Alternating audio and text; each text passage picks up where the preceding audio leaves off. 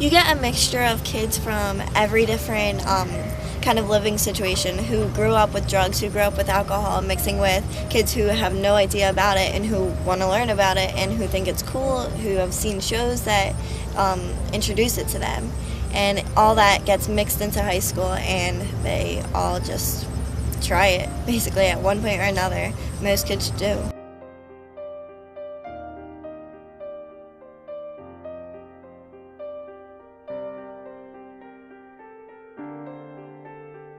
Parents lived their lives as teens too. They weren't always parents. They weren't always just cooped up, like talking to each other, trying to figure out what's for dinner. They were going out, having fun with their friends, doing whatever too.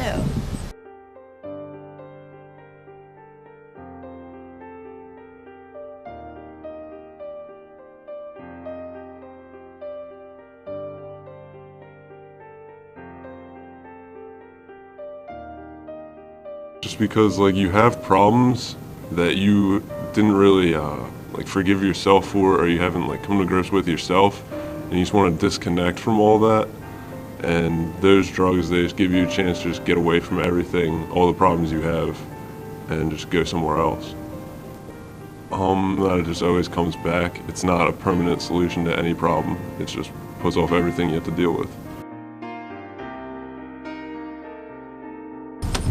I have never been in a situation where I've been forced or peer pressured into it, but there is a kind of tone where they expect you to kind of give in and come over to the dark side and try these types of things. And as a student and as a teenager who's really kind of against that entire scenario, it is, you're almost looked down upon when you decide to stay on the straight and narrow, or whatever you want to call it. But there is a kind of a tone of almost not disappointment, but kind of like where like you're not as good as they are because you don't do drugs or drink.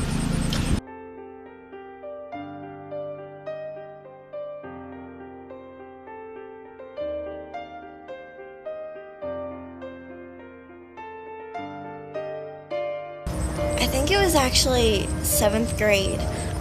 Me and my best friend Lexis at the time, we were in her house and her sister was in high school, and she was drinking with all her friends and everything, and they were telling us how cool it is and how we should just try one. I didn't take anything because I knew better, and I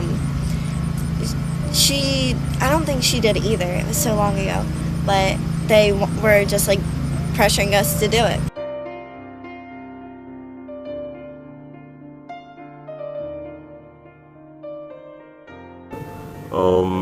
I hung out with a lot of older kids, and seeing them in high school, they started doing it. It just led to me smoking weed almost every day after school, and from there I just kept doing it. I can't really think of anything off the top of my head that I didn't do. What did you do? Prescription pills, Xanax, Oxys, Percocet, heroin, weed, anything I could get my hands on, antidepressants, Ativan, that kind of stuff. It got a lot worse. Like 9th grade, I was coming into school after smoking. I'd gotten into pills by that point.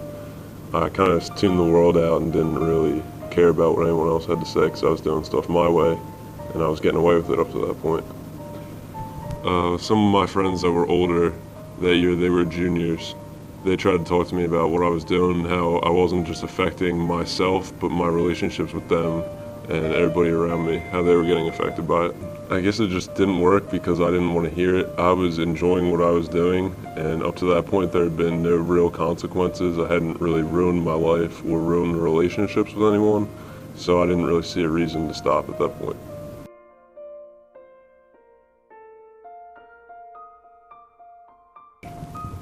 There was one of my best friends. She was 2 years older than me. I started to kind of like ignore her and snap on her and just take everything out that was going on with me onto her, and it kind of ruined our relationship for a while. And that really got to me because that was my best friend, someone that I told everything to. And once I didn't have that there, I kind of realized that I was more lonely than I thought I was, and that's what led to me starting to stop. Me and my mom are really close. She's like one of my best friends.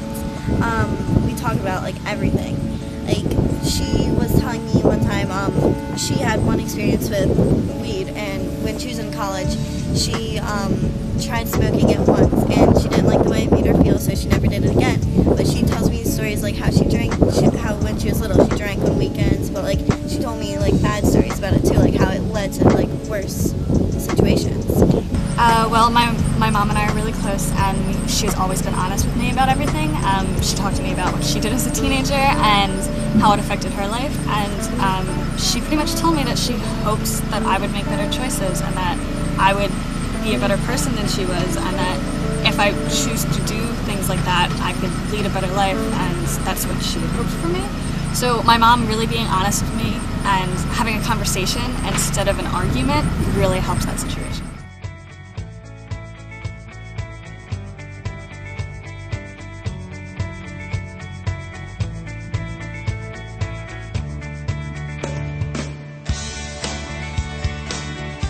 I think that I've been in a few situations where I've watched friends or family members or people that I love and care about go down those kind of paths, and it ruined their entire lives. And I realized that I have big goals and I have big dreams, and drugs and drinking is going to ruin that for